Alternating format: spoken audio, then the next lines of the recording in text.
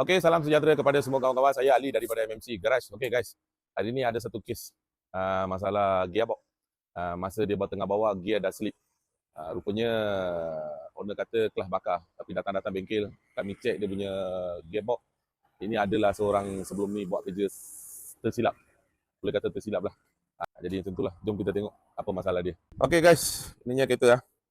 Kereta gearbox kita sudah turun. Gearbox auto Gearbox auto, masalah dia sekarang ni. Okey, masalah kereta ni, sebelum ni dia ada turun gearbox lah, atau punca apa, tempat lain lah dia ada turun gearbox.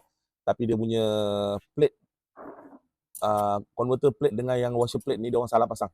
Sepatutnya washer plate kena luar, yang plate ni kena dalam.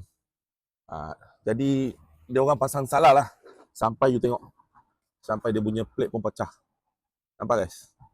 Pasal satu OC je dia salah pasang, pecah guys. Tengok, sampai pecah macam ni kerana salah pasang. Tapi pemain ni pandai juga. Saya tengok skru semua dia ada marking 1, 2, 3, 4, 5 semua. Dia lukis nombor ni memang pandai. Tapi pasang tak pandai pula. Jadi macam ni lah.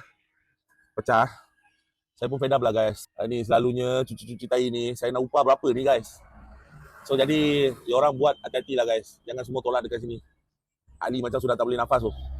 Okay, converter oil seal sudah tukar. Ni oil seal lama. Tengok teruk sangat. Kita sudah pakai yang white top punya. Tak boleh nampak. Okay, sudah marking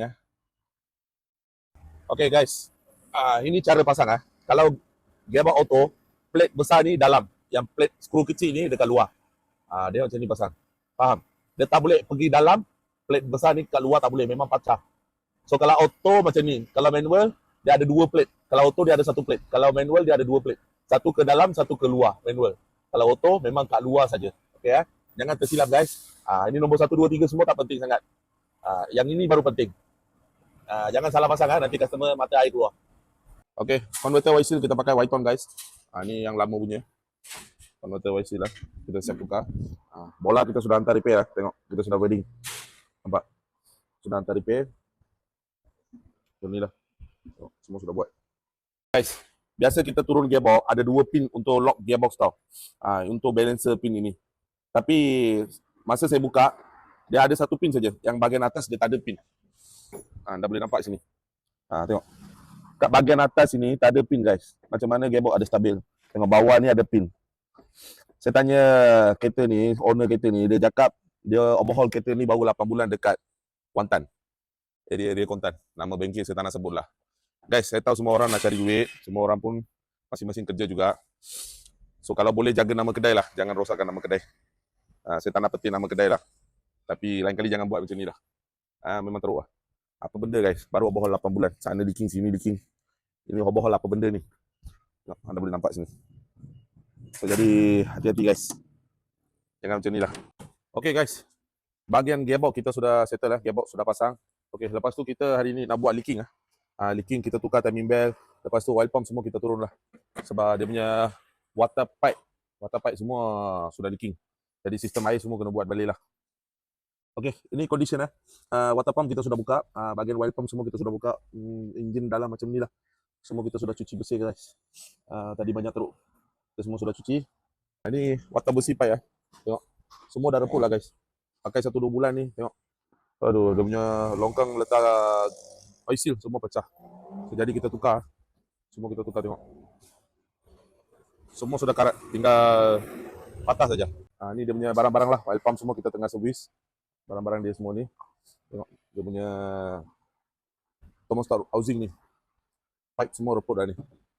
So, condition macam ni lah. Thermostat pun sudah jam. Hose air semua sudah keras lah guys. Tengok. Condition macam mana. Super macam batu guys. Tengok. Yang ni dia punya radiator Radiator sini ada bocor. Ada bocor air tadi. Tengok condition dalam. Nak hantar pergi cuci pun tak boleh lah ni. Hose semua sudah keras.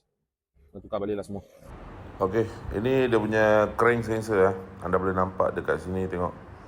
Benda ni memang dah reput dah ni. So jadi kita alang-alang tukar sekali baguslah. Nanti tengah jalan rosak memang susah nak buka crank sensor ni.